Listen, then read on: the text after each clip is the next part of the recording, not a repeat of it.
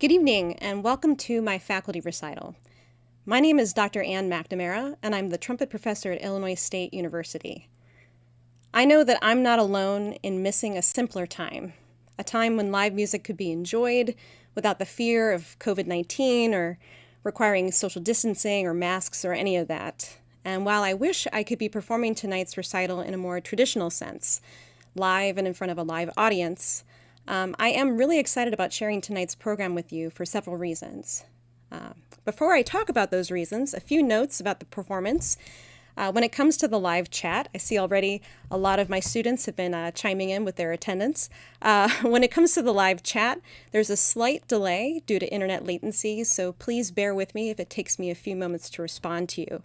I would love to hear from each of you, and I welcome any questions you might have about the pieces or the process of putting this together. I also want to strongly recommend that you listen to tonight's performance with headphones for the best listening experience. So during the past 6 months, traditional live concerts have basically ceased to exist. They're now starting to come back, which is fantastic. But in the meantime, lots of people have been making beautiful recordings out of their home, either solo performances or chamber performances put together with a little bit of editing magic. And while I have really enjoyed those and found them inspirational, it's left me sort of craving the intimacy and the communication that takes place in a recital between the performer and the audience. So with that kind of desire in mind, and thanks to some inspiration from a close friend who hosted a weekly virtual game night via the live streaming website Twitch, I kind of got this idea.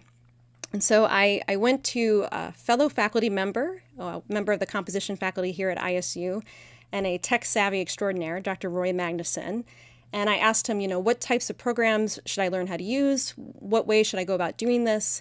And he was the one who actually gave me the idea to record my pieces, both so that the audio-visual experience could be a little bit better than maybe a traditional live stream, but also so that it would free me up to interact with all of you in the audience. So thank you so much, Roy. I should also say he gave me the idea to reach out to the composers on tonight's program as well.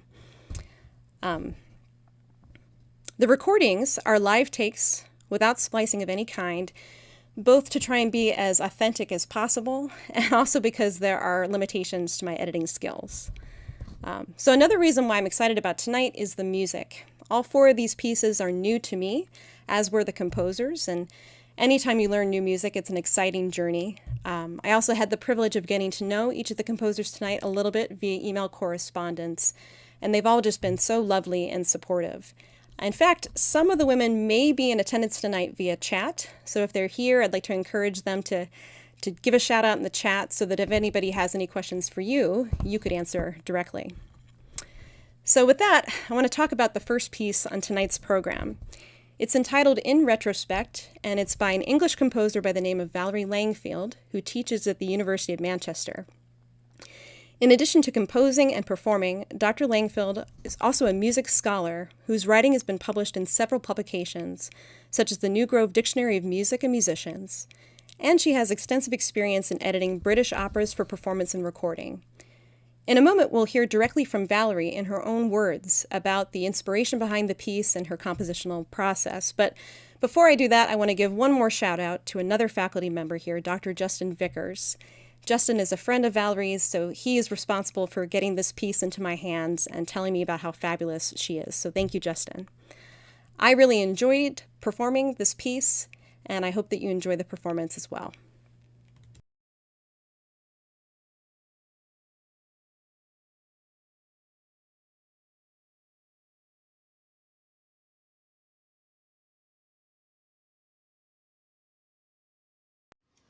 Hello, I'm going to tell you about a piece I wrote called In Retrospect. I'm Valerie Langfield, I'm a composer and I live in the northwest of England, just outside Manchester. A friend of mine, Will Morley, we were talking and he's a trumpeter and he was saying that he was looking for a repertoire for trumpet that's been written recently. And I've known him a long time and I've accompanied him a lot, so I know his sound. And we talked about it a bit and I said I'd write him a piece. And because I know his sound and because I like it so much, I thought I'm going to make this for unaccompanied trumpet. And we talked a little bit about musical technical possibilities and so forth. And I asked him, Will, what note would you like me to start on? And he said E flat. So that's why it starts on E flat. But having begun that way, I then thought, I want that note to be, if you like, the core of the whole piece. So it starts with a melody, and I'm very interested in the way a phrase is shaped, how it's balanced. So I also like semitones, use of semitones, and their clashes. And is there a hint of major? Is there a hint of minor? Neither. So that E flat actually permeates the whole piece, and the opening melody, I think in the first 5 or 6 bars, I use all 12 pitches, some more than one, so it's not a proper tone row. And in the very first 5 notes or so, I'm using all the pitches between C and E. I'm very much playing around with those semitones. In the last section, it's in 3 sections perhaps rather than movements, but in the last section, right at the beginning, it's as if I'm trying to get up to that E flat and just not quite making it. So it reaches D time and time again, and it takes 15 bars. We finally get to that E flat, and that's the kind of thing I like doing. In the first movement, that opening melody, it forms, as well as the E flat forming the basis for the whole piece. That opening line is also seminal to the whole thing. It recurs, maybe just elements of it.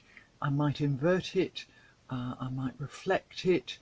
In other places, the outline notes of that melody appear, but being an unaccompanied piece, I was also interested in seeing what I could do to provide an accompaniment at the same time as providing a melody. So sometimes the notes of that first melody will appear, but there is an accompaniment that's going on at the same time, and that was good. That was good fun. That first section is really quite intense. The second section is very, very short, very lyrical, full of yearning, almost a sense of keening, of mourning. And then the last section, when it finally manages to get to that top E flat, it gets terribly excited and launches into the 6/8 compound time section, and then gets really quite frenetic towards the end. I thoroughly enjoyed working on it with Will. We discussed it a few times while I was doing it, and he's performed it and enjoys it very much, which pleases me hugely. I hope you like it too. The whole piece, it ebbs and flows. I hope you enjoy it. Thanks.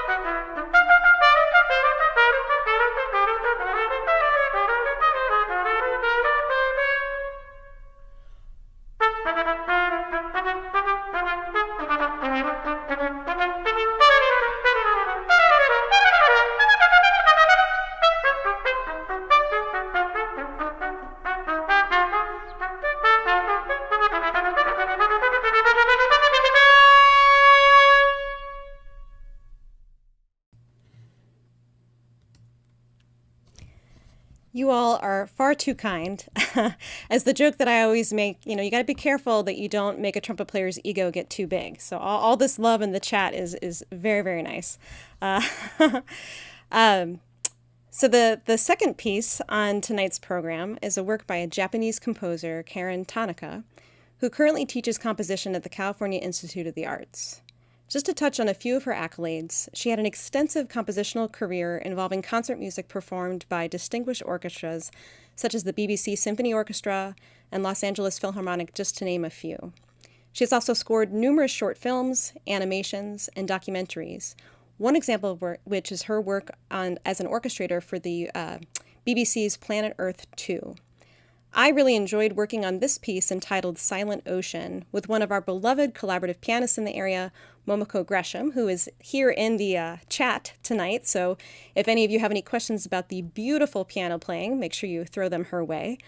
And it just so happens that Momoko graduated from the same university as Karen in Tokyo, but they just didn't go to school together at the same time. One production note in this video: one of my video cameras had a little bit of trouble with digital zoom, unbeknownst to me as I was recording, so there's a little bit of shaking in one of the camera angles. As we transition to our next performance, it's going to include some program notes that Karen wanted me to include in tonight's performance. Again, I really appreciate all the love that's happening in the chat, and again, if you have any questions about any of these pieces or about the composers, I'll do the best that I can to answer them. So without further ado, we hope you enjoy Silent Ocean.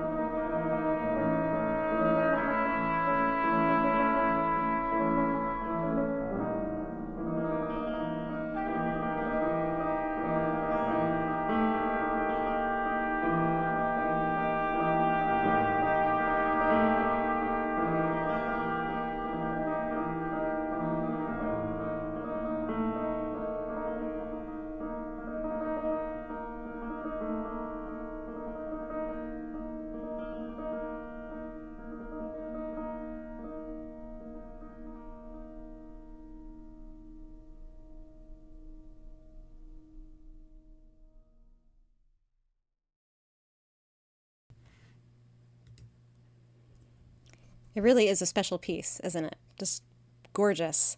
As a trumpet note, it's also oddly challenging. It's just like very long tones over a period of time. And I will also say the mask that I'm using is one that I bought off of Etsy this summer that's originally supposed to be just a drinking mask, so it just has a slit cut in it. It was very uncomfortable. I had to like actually tape it down because what would happen is it would shift up into my eyes, which was very distracting. Uh, so to answer some of the questions, Alice asked me how did I find these pieces, and Colin asked me what the inspiration behind programming an all-female program was. And I would say that those two things are very closely linked together. So it has been a while since I've played a recital of all new music. Oftentimes when you are a young faculty member, new in your career, you sort of feel this pressure to play all the war horses. So it's been on my mind for a while that I wanted to feature a program of all female composers as a female musician myself. And so I kind of set out this summer to try and find some repertoire that fits that. As I mentioned already, Dr. Vickers shared with me Valerie's piece in retrospect. With this work, I actually found it just through the Hickey's website, and it sounded really beautiful, and I listened to some of Ms. Tanaka's music, and I really liked it. I couldn't find a recording, but I just sort of, on a whim, bought it, and then I reached out to her, and she sent me a recording that I could kind of listen to, and I was like, oh yeah, this is beautiful. For our next piece that I'll talk about in a moment, I, again, was just on the hunt for finding some new music to me, and I saw a couple people this summer recorded miles per hour, and I really liked it. So I reached out to Miss Baiocchi and bought it from her. And then the last piece on tonight's program, I was actually a member of a consortium. It's a brand new piece. I think I'm the second person to perform it. So when we get to that fourth piece this evening, I will talk about it. But great questions and lots of lovely comments in the chat again. Thank you. So the next piece is a work by an American composer and an Illinois native, Regina Baiocchi. And she's actually present tonight in the chat, which is so exciting. So if you guys have questions about the piece, I strongly encourage you to send a chat. Her compositions spanned a wide range of genres, including orchestra, opera, ballet, chamber, vocal, and instrumental music. Her music's been performed by groups such as the Detroit Symphony, the Chicago Symphony, the U.S. Army Band, and Seattle Philharmonic Orchestra, just to name a few. In addition to her successful career as a composer, she is also an author, an educator, and a poet. And she's actually founded a haiku festival to celebrate children and promote literacy. In a moment, we're going to hear from her directly in her own words to talk about her unaccompanied trumpet piece entitled Miles Per Hour. Production note about this video. The first half of the piece calls for the performer to play off stage.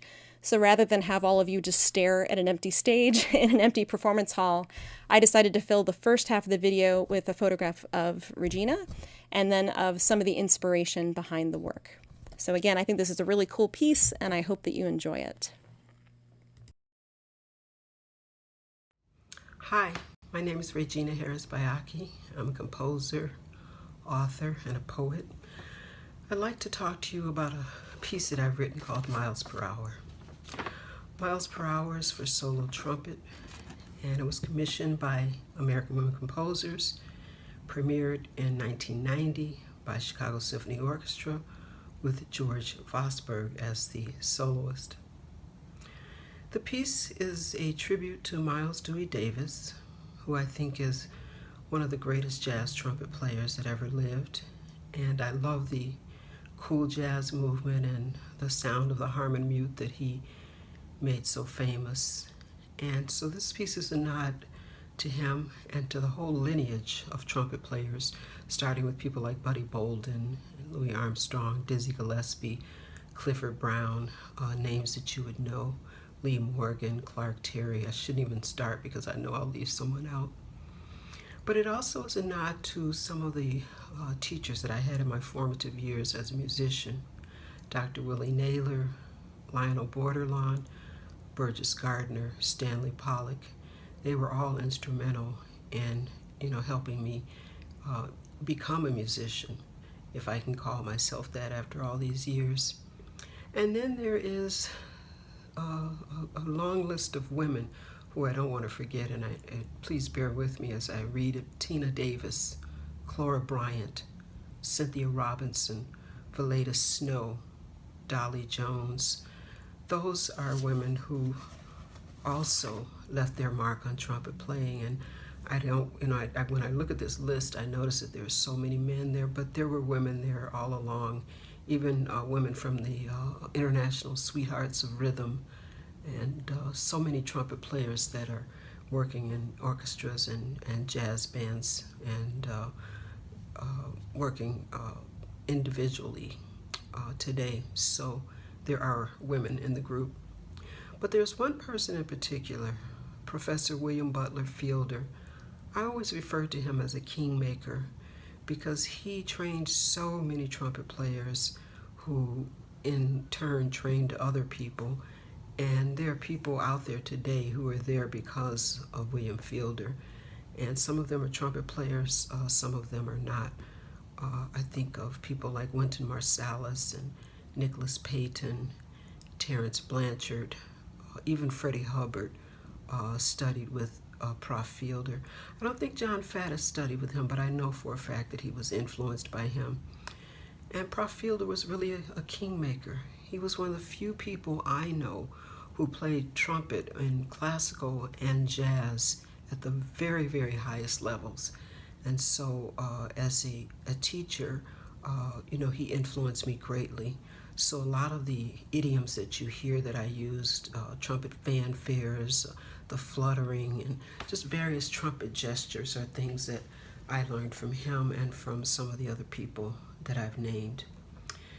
Dr. Ann McNamara does a wonderful job of performing my piece, and one of the things that I like that she does, she seems very comfortable co-creating the piece, and that's the greatest compliment that I can get as a composer, because I'd like to feel like I leave room, I leave space for the performer to bring himself or herself into the music, and that he or she will make it their own. And Anne does a wonderful job of that. So I ask you to sit back, relax, and enjoy Dr. Ann McNamara as she interprets Miles Per Hour by Regina Harris Baiocchi. Thank you.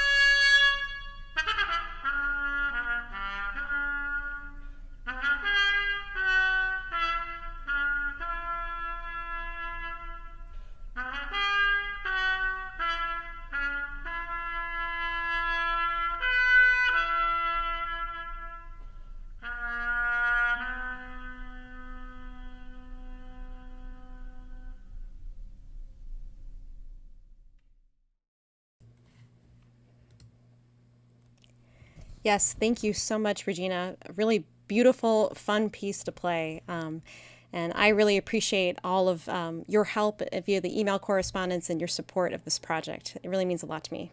Thank you.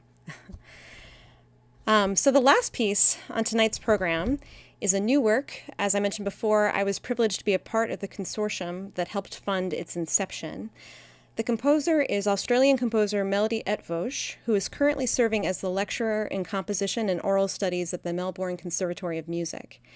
She's won numerous awards for her compositions, including the Orchestral Prize in our very own Illinois State University Red Note Festival in 2017.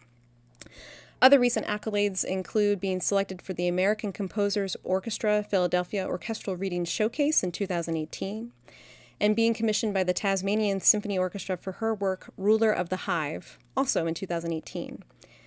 In a moment, we will hear from Melody about the piece and about the commission, which was led by trumpeter Marie Mencher, who I believe may be present tonight in the chat. So if Marie's here, I also want to strongly encourage her to reach out in case anyone has any questions for you about the experience of working with a composer directly.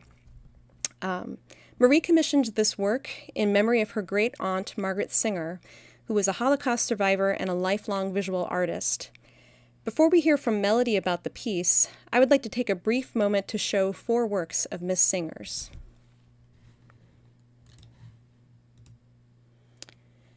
This one is entitled At the Mall.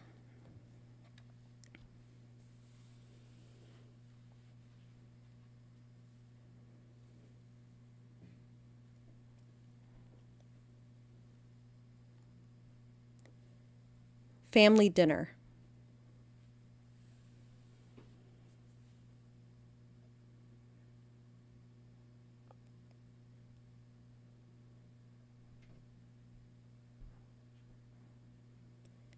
Mandela.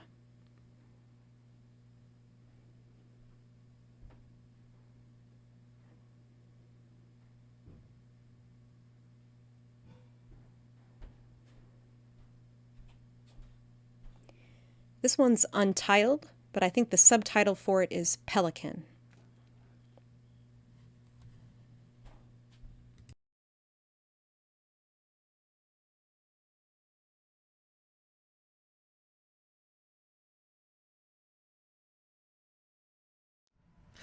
Hello, my name is Melody Eötvös and I am the composer of Lightform. This piece was originally commissioned as part of a consortium by Marie Mencher, who's a wonderful trumpet player, beautiful person, and she originally wanted this piece written as inspired by a close relative of hers who passed away recently. And the artist was Margaret Singer, who was a Santa Barbara artist and poet. She had an interesting life, and despite the early darkness in her life surrounding the events of the Holocaust, as well as her migration to the USA, Singer's outlook on life was saturated with inherent positivity and a thorough love of life. And there's all sorts of notions to do with merging opposites, light and dark, and you can really see these happening in her artwork. So it was a goal of mine to try and capture this in a piece of music, and I took on the title Lightform because of this, and also to keep it as close to Marie as possible, as this was an idea of her relatives. So the form of the piece adheres to the natural unorganized shapes that occur between the merging of elements such as crescendo and diminuendo, the shades between black and white, and the confluence and vibrato between light and dark. I hope you enjoy this work. Thank you, Anna, for performing this, and I wish I could be there, as always, but I'm quite stuck in Melbourne, Australia at the moment. So thank you, and enjoy.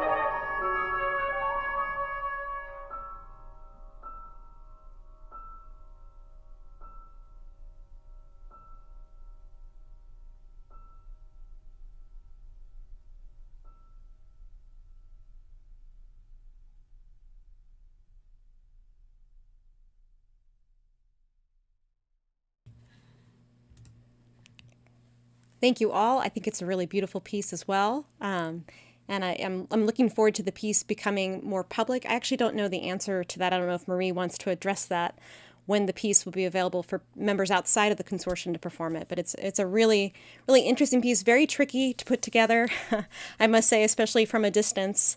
But Momoko was wonderful to work with, and it was a lot of fun. So I really appreciate all of the support tonight. This has been really fun to get to share this project with you after many, many hours of work on it. So I don't see any other questions in the chat. But I just want to say thank you again. Thank you for sharing your evening with me. And, remember to seek out new music and support some composers out there. Thank you so much again to our composers from this evening and to Momoko. Have a good evening, everyone. Good night.